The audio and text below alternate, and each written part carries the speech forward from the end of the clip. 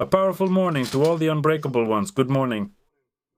Well, let's start with the most interesting part. Why is it better at home? Why is it better at home? I mean, in Ukraine, here some parubok motorny, a lively young man, showed up just like straight from St. Ida. And so he's telling like a fancy character why until he's 20 years old, of course, they won't take him into the army, and why it's better at home. The best cure for despair, panic or apathy caused by thinking about the time frame of this war is active involvement in the historical processes happening here and now. An extremely complicated manual was given to the young character, and he says that everything here in general can be considered, but considering it takes a long time and is tedious. And that's why the curly-haired protagonist explains why it's good to live in Ukraine. And that's the main reason why I came back. You see, even Seroja Pritula doesn't understand him, and he usually understands a lot, especially when he needs to see which way the wind is blowing. But here he makes a face like, what's going on? What are you even talking about, young man? The young man continues his speech. It doesn't mean I didn't like something there. Hey, I weigh in. I mean abroad. He doesn't know why. He's not saying that it means he didn't like it abroad, but he still decided to choose Ukraine, so... At the end of the day, when you look in the mirror, you shouldn't be indifferent, you should feel ashamed. Seroza still doesn't understand what's going on. I think it's just because he doesn't realize it.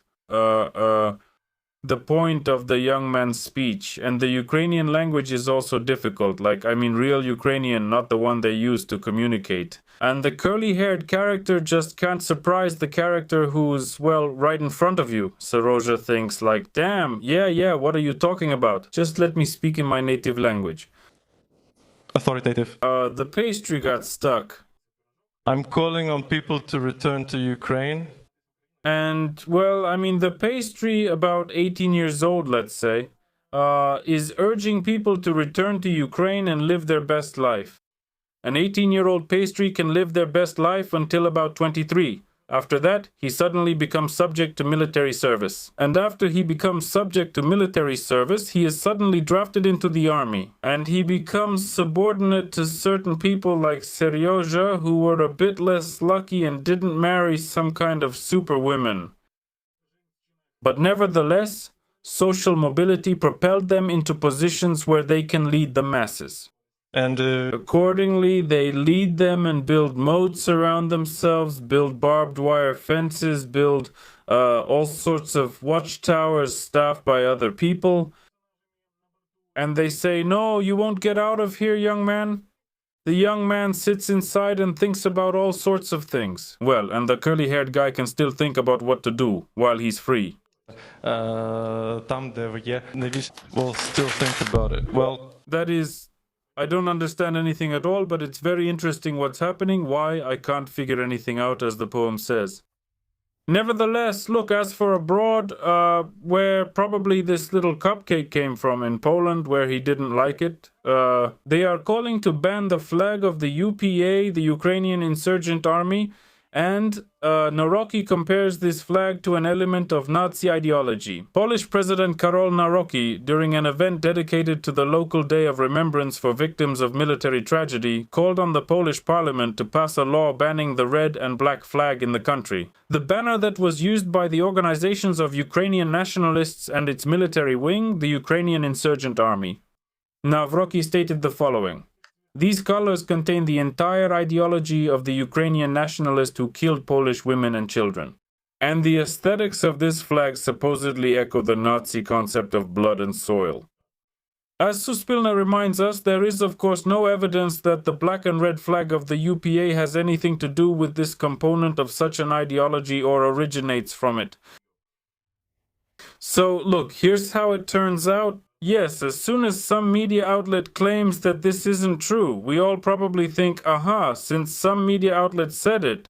And also, for example, some little guy ran up to the microphone to say something uninteresting. That doesn't mean it's actually false. But what I like most right now is how they try to refute the claims of other parties. I mean, I'm not speaking for either side, but Poland does have something to rely on.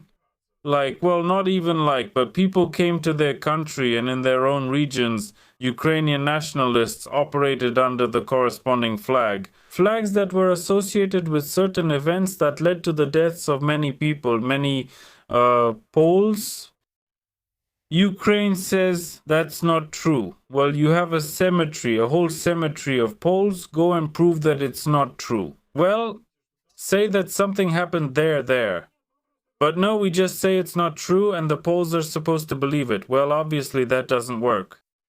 So after that, the Polish leader stated that we don't want to see this red and black flag in Poland.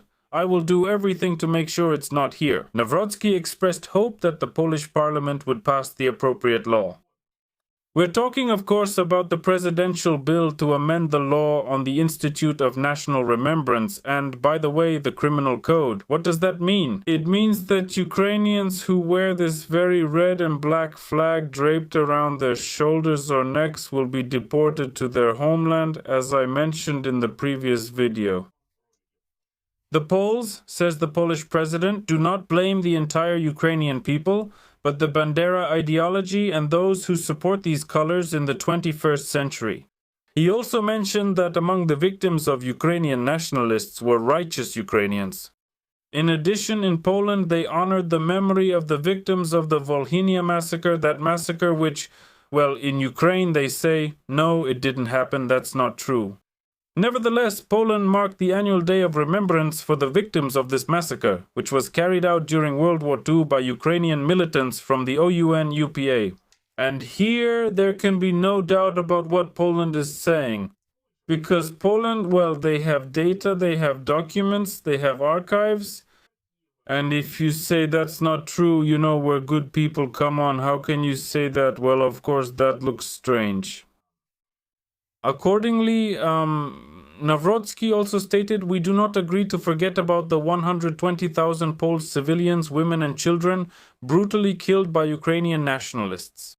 In Warsaw, in addition, they will build a memorial wall, and in Poland, the Volhynia tragedy has been recognized as genocide. In 1942 and 1943, militants from the UPA and OUN organizations killed, according to various sources, from 30,000 to 100,000 Poles.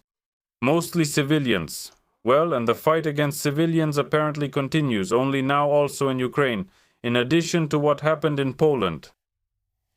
Here they're also telling us about Vyshneve. Zelensky came out of the darkness again and says that supposedly he's not to blame for what happened in Vyshneve, that it's those others somewhere far away who are to blame.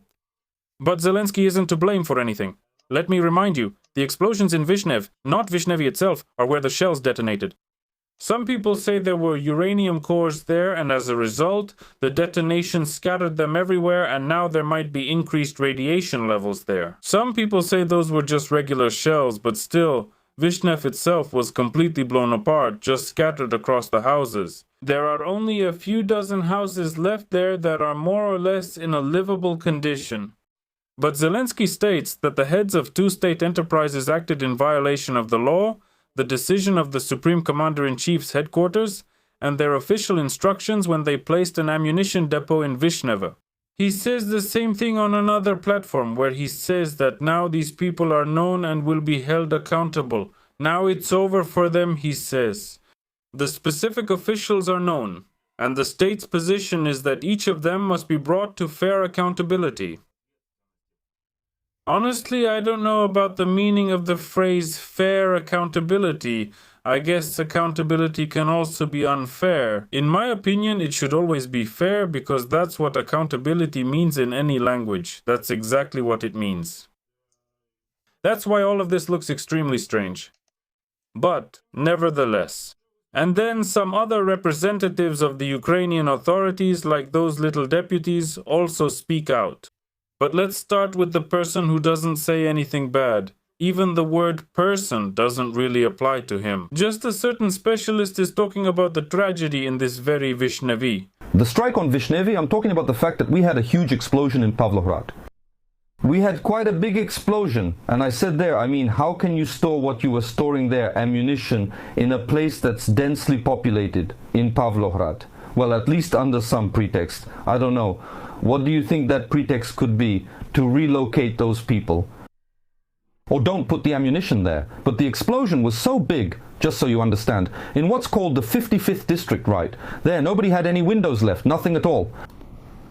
Do you understand? I still don't know the fatalities there. TM mines, TM were flying in without exploding. Unexploded ones were flying into people's homes. I mean, into apartments. An anti-tank mine. Yeah, well, something like that. Well, yeah, I mean, this is a person who clearly understands this better than I do. And sorry, but when it comes to military matters, I'm not really an expert, but he had warned about it earlier.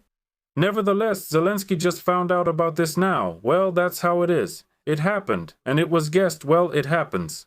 Well, the president was looking somewhere else. Well, sometimes the nobles are bad too. But now the presidents have everything under their control. And he clearly intends to announce that apparently he will continue to keep everything else under his control as well. Meanwhile, as I mentioned earlier, and now it is confirmed, Kyiv is among the top 10 worst cities to live in the world. For the 4th year in a row, Kyiv has been ranked among the top 10 least comfortable cities in the world. I talked about this before, but we only discussed 1 year, and now it's really the case. Among the cities on that list with Kyiv, there are some I don't even know about. Well, for example, Tehran, then Yerevan, of course, then Harare. Kyiv is in 3rd place, Port Moresby, Papua New Guinea. This is what we discussed before. I said I don't know where that is. Lagos, Algeria, Karachi, which turns out to be in Pakistan, Dhaka, Tripoli, and Damascus. Well, Tripoli, actually, I used to read news about that capital. It's divided into several zones of influence. There's some real chaos going on there. And in Kyiv, it doesn't seem to be divided yet, but still it's already in 3rd place. Moreover, Tripoli is lower in terms of poor quality of life, which means accordingly it's higher in terms of good quality of life. In Kyiv, accordingly, it's worse. So here, well, it depends on how you look at it, but no matter how you look at it, things aren't going very well. Quality is so-so, as Zelensky would probably say, so all we can do here is offer our condolences. Then they tell us that things aren't going well with fuel in Ukraine. I've shown many times that there are fuel problems in Crimea, and in some regions of Russia things are bad with fuel too. But now the Russian Federation has started bombing gas stations in Ukraine. And now they're telling us that soon apparently we'll have to run all over Ukraine with little or big fuel cans, looking for someone somewhere who can sell you fuel at triple the price, because that's how cheap this procedure is.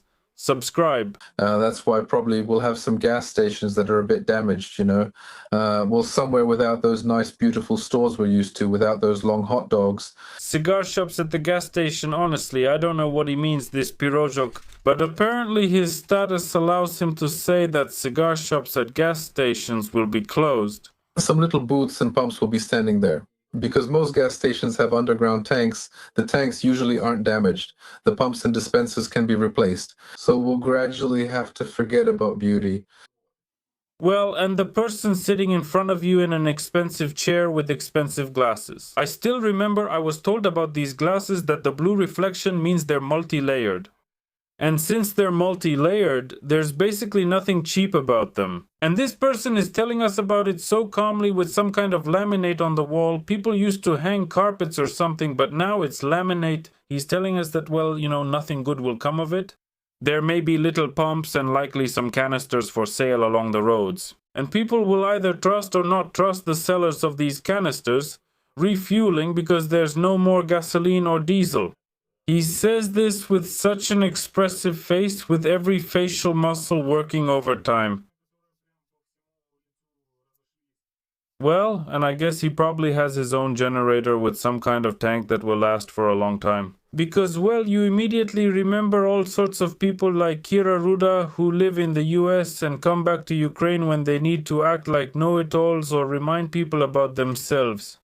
The internet still seems to be working for now. But I wouldn't be surprised if this guy doesn't live in Ukraine either, although honestly nothing surprises me anymore. If someone told me that he's broadcasting from the moon, or that he's some FSB agent or something else, I'd just say, well damn, what can you do? Yeah, maybe that's true. And now let's see what Potuzhnik, Fainik, as this character would say, has to offer. Powerful leaders. Powerful leaders are apparently our future, because besides them there is simply no one else. I read the frame and intervene. Honestly, I'm shocked by what I see. And they broadcast from everywhere together with all sorts of those tukas. Well, that's it. Victories, Sipo, victories, victories, victories. I didn't show it to you. Let's do it again. Victory plan, victory plan, victory plan, victory not yes. It didn't work out. And that concludes his monologue. We are completely satisfied with our work. But unfortunately, our work did not yield any results. It didn't bring any results in our work, so well, what can you do? There's nothing you can do, nothing. The only thing left is to complain about my difficult life. Now I'll show you that deputy, the female deputy who lives in the USA, and who tells people in Ukraine how they should live. This is Kira Rudik, and now she's talking about that very scuffle between the military recruitment office and the people of Lviv. And here, the people of Lviv are completely in the wrong. They should be punished. Kira Rudik, of course, is a patriot of Kyiv. Only from Valhalla. Well, not much of a fighter. And now this Valkyrie is going to make all sorts of statements to us. Regarding the notification group of the Territorial Recruitment Center, I think that's almost the main point. You saw the notification group and the notification. The Territorial Recruitment Center team jumped out of the van and immediately hit an ordinary civilian citizen, sorry for the tautology, on the back of the head. It turned out that the guy delivering the notice was a professional boxer who has 2 brothers, and none of these brothers serve in the armed forces, Ukraine. Apparently, all the guys handing out notices are running around the streets. They notify ordinary citizens by hitting them on the back of the head with their fists. Apparently, that's how it's done now. It will be considered an attack just by word of mouth. If it's an attack on Ukrainian soldiers, an attack on Ukrainian utility workers... An attack on... They've already checked. That very boxer never served in the USSR. He had a deferment. None of them, nor his brothers, served in the army. So this isn't the USSR. These aren't soldiers. They're just thugs. Like back in the Yanukovych days, there were thugs that everyone condemned. And now it turns out they're respected citizens. Can you imagine? They can attack the so-called disrespected citizens. Ukrainian citizens, any citizens at all. This is a crime. People are reacting outside the boundaries of the law. What? Sorry, honestly, I'm lost. In Rudik's speech, the journalist on the left is already looking into the corner, maybe checking if her tea or coffee is boiling. No, I mean, it's being made in a Turkish coffee pot, and she's afraid it will boil over and spill. Anything could happen, because listening to Kira Rudik, well, that's just not worth it. But people don't need to be told that it's every citizen's duty to defend their country. So why is Kira Rudik defending then? It's not just men, but women too. Here we have 2 female draft dodgers joining us sitting in front of their screens, and neither of them is defending their homeland. What's going on? Why? I don't understand anything. Until the war with Russia ends, mobilization will continue. The journalist is dissatisfied. Rudix is still philosophizing. Something strange is happening. People start to have the illusion that somehow the war might not touch them. No, if such wonderful ladies come to Ukraine and sign up for a contract. If they sign a contract with the Ukrainian army and go to the front lines, I think everything will be fine. But of course, calling on others to serve from afar requires a very strong conscience. Many people don't want to serve and don't intend to. Well, for example, one of them is sitting here in a red sweater and saying that there are people who don't want to serve. Well, you need to lead by example. You have to sink your teeth into the enemy's flesh so that the journalist goes and some other woman in a pink sweater goes too. And maybe then the men will follow. I am the state, and I have the right to demand that these people go and join the forces. A state has the right to demand that these people go and join. But why does it have the right? I'm curious, where does this right come from for a country, for a state, to make someone join something and to carry out some kind of defense? Well, I mean, if this state hasn't given an ordinary citizen anything except the right to live on its territory and to get by however they can, well, even on the territory of some place like KBVRD or the Ivory Coast, you can also live there and consider yourself, well, look, I live on the territory of such a state, but that's kind of strange. Kira Rudak, of course, is simply a genius, a real genius of public speaking, but there are even better ones. There are, for example, characters like these who talk about Lviv. About barefoot yachts. Look at this hero with a face shaped by spending many hours in the trenches. He crawled around in the trenches, grew a Wahhabi beard, and now he's telling us something. Let's hear what he has to say. Will you help evaluate? How can you evaluate these events that happened in Lviv and who? You. Can you imagine what kind of lion this tiger is? As soon as he heard, he immediately started another pie. The reason for the ambiguity, if you sign. And apparently there's no state moment there. There's a whole bunch of attacks there. Can you imagine what kind of lion? Pirozhok is sitting in his apartment and telling stories like, oh, I mean, well, about that. Here, this is Russian propaganda at work, which wants to portray the military recruitment centers as maybe a bigger enemy than they actually are. Pirozhok got tangled up in his own thoughts, but we figured it out, I think, so everything is just wonderful in this world. Alright, well, let's wrap it up here. Write everything you think about this in the comments, and don't forget to subscribe to the channel. Bye, everyone. And so on. Everything that happened was, once again, an attack on representatives, on the military, on representatives of the military recruitment centers. In my opinion, it should go further. We saw a quick response from law enforcement agencies. The initiators of all this have been detained. We saw a quick response from the executive authorities at the local level, including Lviv Mayor Sadovyi and the head of the regional administration, Kazitsky. They responded firmly to this. And accordingly, there should be appropriate legal consequences going forward. Investigations regarding these people. And that's on the one hand from the point of view that the state will categorically not allow such incidents. On the other hand, the reform that the Ministry of Defense is talking about, which is now being discussed at the level of the relevant parliamentary committees, must still be brought to completion. I hope they will speed up these processes there. Well, in Parliament, discussions always go on a bit. They try to make some changes, but I would like this reform potential to start being implemented in the mobilization system already. Absolutely phenomenal. SVTV News, Libertarian Media.